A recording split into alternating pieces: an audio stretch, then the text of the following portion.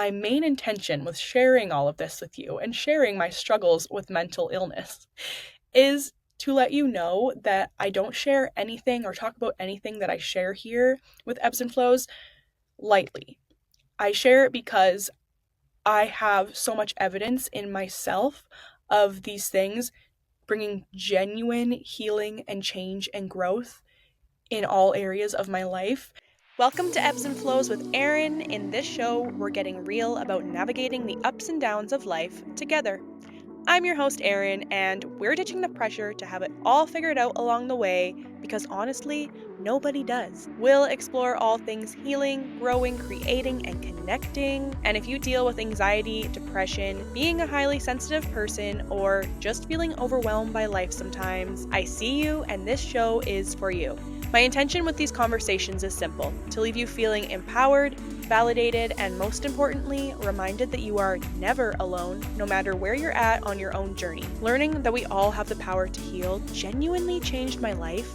And the best part, healing does not have to be complicated. The smallest changes really can make the biggest impact, and it can be joyful, fulfilling, and something that we do together. So join me in getting real about what it means to heal. Thank you for being here, and now let's get into it. Hello, and welcome to Ebbs and Flows with Erin, or welcome back to Ebbs and Flows with Erin. I'm your host, Erin, and I want to thank you for being here with me today. Whether you are listening or watching over on YouTube, I am grateful to have you here today, as I'm going to dive into something that I have referenced a few times on this podcast, and my intention in sharing this is to give more context as to why I can confidently share and talk about all the things that I talk about on this podcast, because they have all genuinely allowed me to heal, grow, and change my life, my overall health and wellness, my mental health, and to empower you to know that you have so much more power within you to heal than anyone has ever told you or taught you, and you have options when it comes to your health and wellness, and that you're allowed to advocate for yourself and explore your options. And most importantly, validate whatever you may be feeling or whatever you have felt or experienced. I can guarantee you, you are never alone. And if this change is possible for me, I promise you it's possible for anyone else. And so what I'm talking about, I guess I should say, is my full physiological breakdown that I had, that I have mentioned again a few times in this podcast, and it happened 4 years ago, and I had been on Effexor for 4 years at this point, which Effexor is the SNRI antidepressant medication I was on for 6.5 years. This podcast launched with a 3-part Effexor series, so if you're interested in that and hearing more about that experience in itself, you can go back and listen to episodes 1 to 3, and it's all about Effexor, my experience being prescribed and diagnosed with generalized anxiety disorder and depression, my experience of the pros and cons of being on it, and then all about tapering off it, my 3 failed attempts, and then what finally worked for me to taper all the way off in that series. But since that series, everything that I share are things that have brought me genuine healing and have actually allowed me to better my health and wellness, my mental health, all the things outside of medication. And like I've shared, I experienced the most anxiety and depression while on that medication meant to help with anxiety and depression. So that leads me to the full physiological breakdown I had 4 years into being on the medication. And at this time, I had some, what I would say, mini versions of these breakdowns along the way, and I was still exploring the Western medicine route, trying to help myself and better my mental health, my physical health through Western medicine, getting all the testing done, blood work, everything coming back saying you're fine, you're fine, you're fine, you're fine, but I did not feel fine. And I think a lot of us have that experience when it comes to the doctors. So it did not come as an entire surprise to me when I had this full breakdown, but at the time that it happened, it truly did feel like it came out of nowhere. So I'm going to share a look into what this breakdown looked like for me, and I do want to give I guess a bit of a trigger warning, because as much as I can talk about this in what seems like maybe a lighter fashion now, this was a very dark time and has dark themes that I'm going to talk about. And yeah, it might be emotionally heavy for you to hear or triggering. And I empathize with that and understand that if this is not something you want to hear, but I'm sharing it because I know it is relatable to so many others. I'm sharing it to let you know that there is a way out of this state and that this does not have to be the way that you live your life. And I know that from experience. So, leading up to my breakdown, I had always been on what I would call a self-growth, self-development journey for years, even leading up to this. But the thing was that this was very surface level. Pretty much when it came to any self-development growth books that were popular starting from the year 2013 onward, I probably owned them and probably read them. I was on what I thought was a healing journey at this time, but it was not actually addressing my true health and wellness. I had not learned about working with our nervous system and the power of nervous system regulation, which is truly the root of any healing, change, and growth. I hadn't learned about the power of making space for us to feel our emotions, and that you actually do need to allow your emotions to come up and feel them and process them, rather than the more toxic positivity of just think positively and that'll change your life. I had been learning about mindset and law of attraction and affirmations and working with the moon cycle and crystals, spirituality, things like that, which is all powerful, yes. But as I learned the hard way, when you're not also addressing your body and your energy and your self-image and self-concept, all of that work is only going to take you so far. And so leading up to this breakdown, I had still been struggling with depression and anxiety throughout the years of being on Effexor. And typically, when I had had the mini versions of these breakdowns, they were perpetuated by alcohol, a large amount of alcohol consumption. I was drinking a lot of alcohol throughout these years, and that is typically what would lead me to having really bad anxiety episodes and depressive episodes.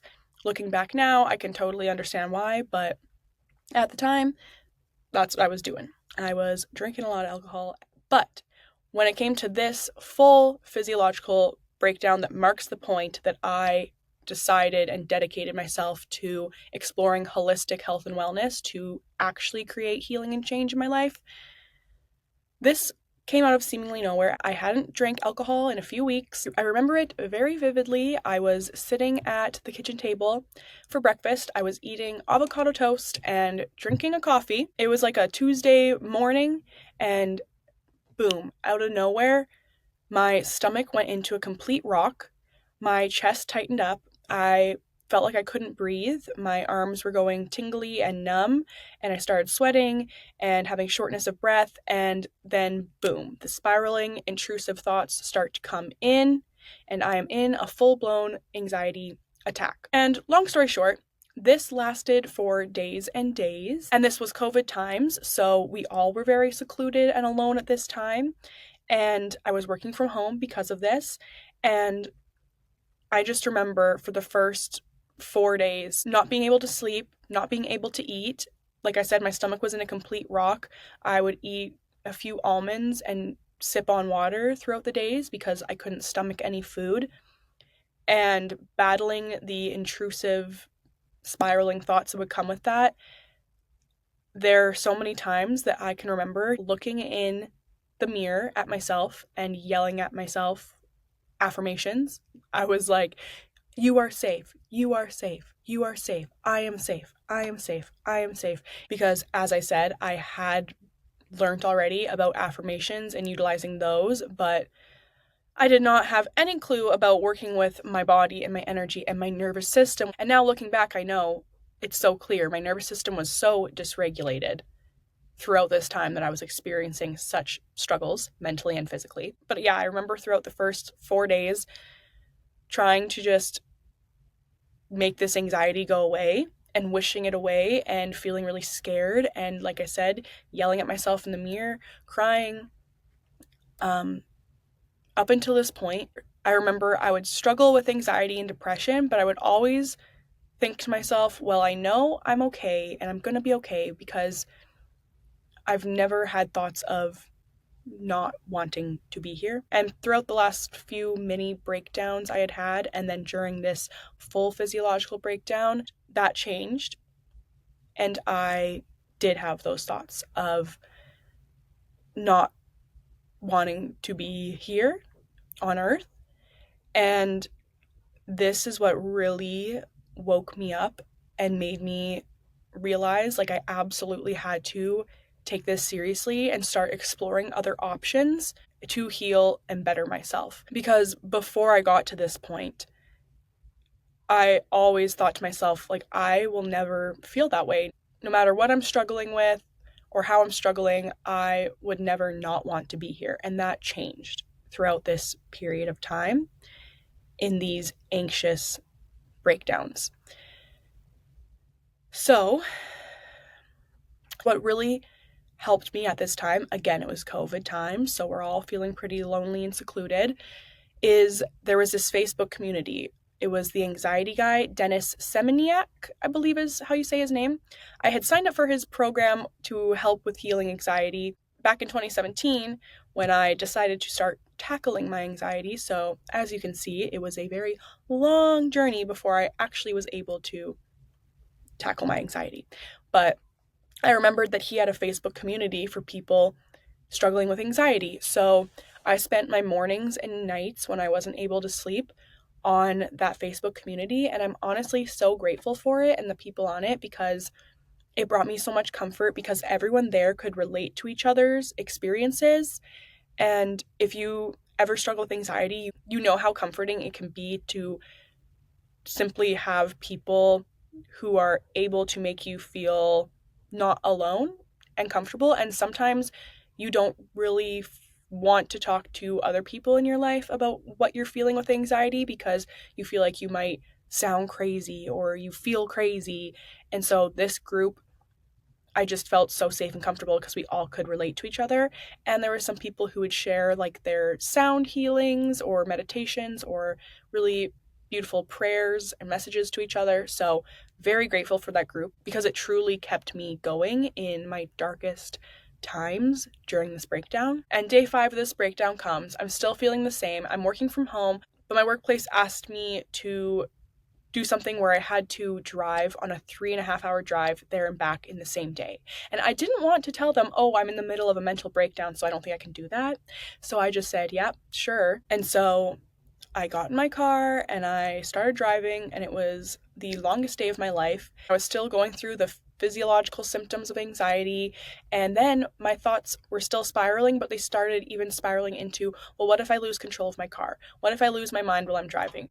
What if I pass out while I'm driving? What if I don't make it there? Blah, blah, blah. Like, it was really scary and bad. And I have never, even struggling with anxiety in life, I have never been an anxious driver. That's never been a problem for me. So again, this was really scaring me. I'm like, what is happening to me? Who am I? And in this moment, I hadn't often really opened up or asked for help or support with people when it came to my anxiety. I kept a lot of it inside of me. But if you've experienced something like this, you know that you can hit a point where you just feel desperate for comfort and support. And so I texted my 2 best friends and I was like, is anyone free to have a phone call? I really need to talk on the phone. And it came out of nowhere for them, but they both were able to hop on the phone with me and just be there for me.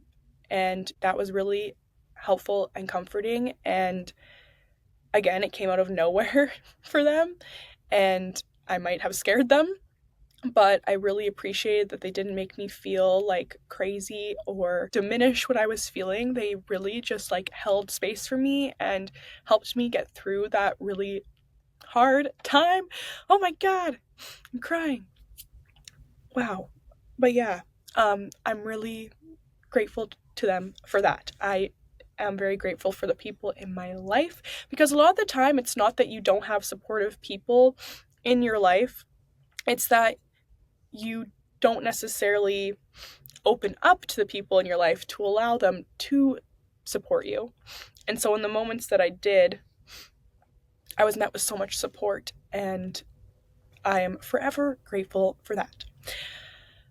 But anyways, so this is the day 5. I had just done this drive, and again, this mixed with the really scary thoughts I'd been having that were not like myself.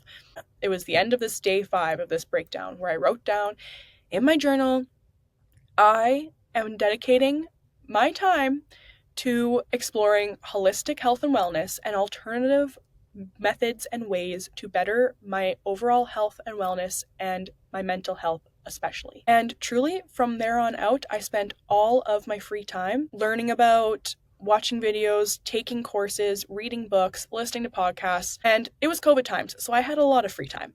And I spent all of it learning about different holistic healing modalities, holistic health and wellness, and holistic means that it's addressing your health and wellness as a whole so that everything's connected. I just fully dove in. So while I was learning about all of this and what to implement on my own, I also started seeing a naturopath. I started going to acupuncture monthly. I started going to therapy at first bi-weekly and then monthly. I started moving my body mindfully and stretching daily. I started learning about, like I said, working with my energy. And eventually I became certified in Reiki, energy healing. I started learning about and implementing breath work. I truly dove fully in. I started learning about nervous system regulation and working with our nervous system. And the first thing I should mention that actually was the catalyst for my healing to really begin was addressing my gut health, because I learned about the gut-brain axis and how your gut health affects your mental health. And my gut health, as I said, was extremely poor. I was consuming a ton of alcohol very often.